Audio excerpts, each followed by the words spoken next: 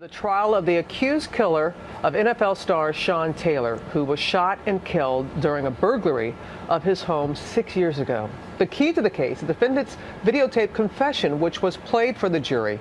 Now the defense must persuade the jury not to believe what they heard. ABC's Gio Benitez tracking this trial for us. Good morning, Gio. Good morning to you, Robin. For the first time since Taylor's killing 6 years ago, we're getting a look at that controversial videotape played for the jury Thursday. And listen closely, because this tape could affect the whole case.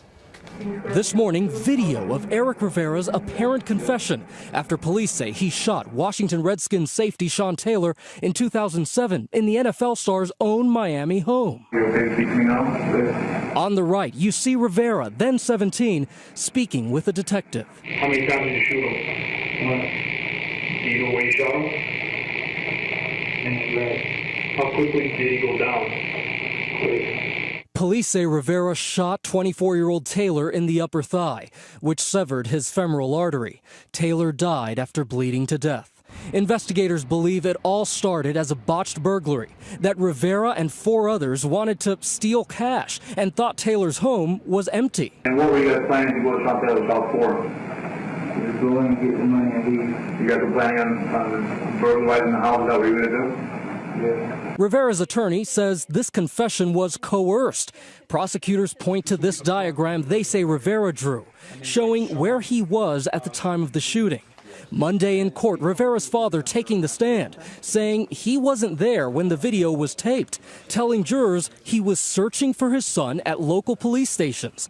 Prosecutors say Rivera came to the police station willingly and refused to call his parents. I went to see how he was doing and was he okay? Yeah, he's my son. He was a kid at that point. Any parent is concerned about their son. Rivera has pleaded not guilty and could face life in prison if convicted.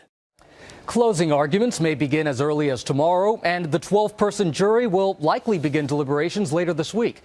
One of Rivera's co-defendants has pleaded guilty. 3 others, Robin, are awaiting trial. All right, Gio, thank you. We're going to turn it to ABC's chief legal anchor, Dan Abrams, now. And Dan, in looking at the tape, the confession tape, is there anything that you saw, the conduct of the police, anything that the defense can use and say it was coercion? Well, I think actually the best thing the defense has going for it is how hard the tape is to hear. I mean, it is a really tough tape to understand and to hear. That's not a good sign for the defense, and I'm saying that's the best thing that they have going for them. Look, they're bringing in the father to basically say, this was a kid.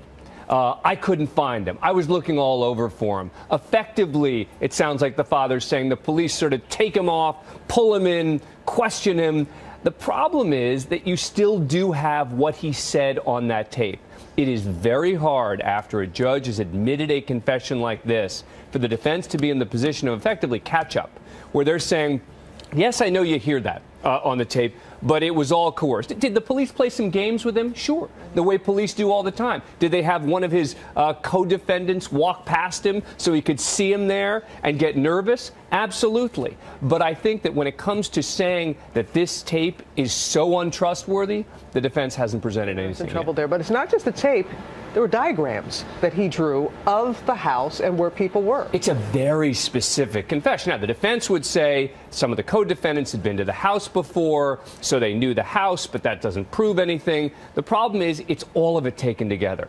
The big question now, of course, is going to be, is it possible, does he take the stand? Do you think he will? Look, no. I think that it would be, because remember, it goes from the difference between explaining away evidence to actually having to explain evidence. So if he takes the stand, he doesn't get to just say, well, this shouldn't be considered. He has to explain exactly what he was doing.